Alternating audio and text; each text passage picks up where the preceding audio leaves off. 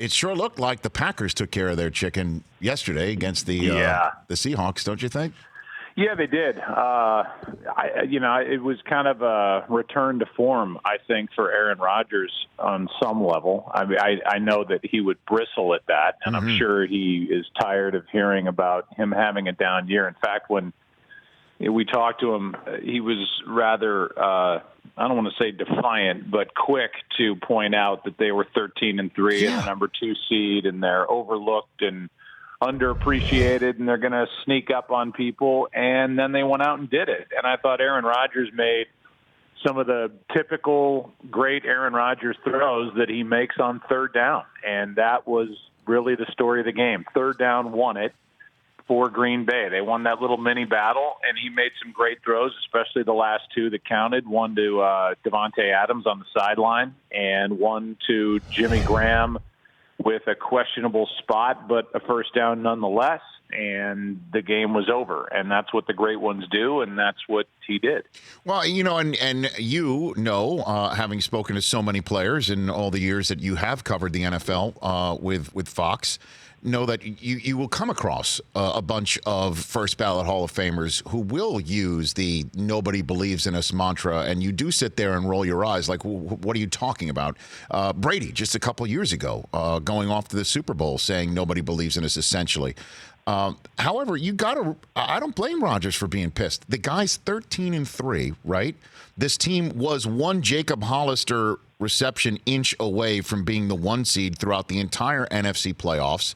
And everybody's saying that he's kind of an old dog who can't learn any new tricks and who's this new first-time head coach, and yet they're heading off to the NFC Championship game. I don't blame him for being bristling, right? Being defiant.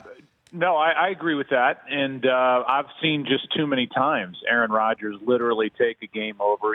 People that all Packer fans think that Troy and I hate the Packers, which is ridiculous, and we always joke about this, but I think the rest of the country gets tired of us just throwing bouquets at Aaron Rodgers, but he's just different, and he's been different since he took over in 2008. I think he does it in maybe a little different fashion now. He doesn't use his legs as much, but he uses his legs to get his body out of the pocket and be able to contort and make a throw from any angle to any part of the field. And so, I've admired him over the years, and I think he's one of the great ones, and he is definitely one of those players that uses whatever anybody says is per personal motivation. And, however it needs to get done, he usually gets it done. He's been a 2-time MVP. He's won a Super Bowl, and they're one win away from going back. I mean, I read a column today getting ready for the game on Sunday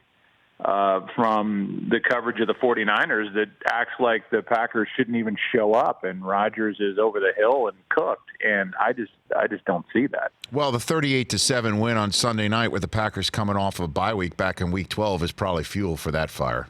That's probably what's no coming doubt. from. And there's good reason why they write it. I just think that since that game they haven't lost Green Bay, and I just don't expect that same kind of game. They were coming off a bye.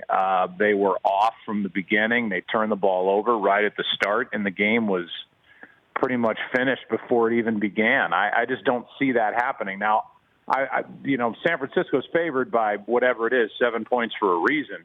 They're getting healthy finally on the offensive line, on the defense. They showed what they could do. They shut down Minnesota.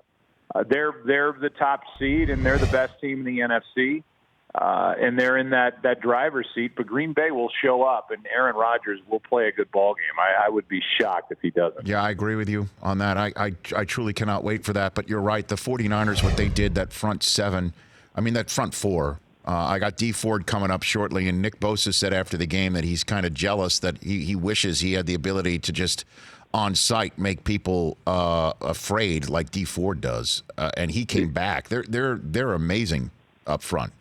Yeah, he basically missed the last 5 games with a bad hamstring, Ford, and he comes back and kind of sets the whole thing up. But I have a feeling that Nick Bosa is being a little bit modest and humble. I'm sure that there are offensive linemen that are not thrilled about facing Bosa either. So they're good up front. They're good in the middle now. They got Alexander back at linebacker. They're good in the secondary. Sherman got his third career postseason pick. I mean, and the safeties are good. So I don't know. I mean, they are the full meal deal on offense, defense. Special teams is better than it was earlier in the year. They've got a kicker that's been there and done it, and Robbie Gould. So they are going to be hard to beat. For more of The Rich Eisen Show, tune to Audience Channel 239 on DirecTV for free on BR Live or download the Rich Eisen Show app.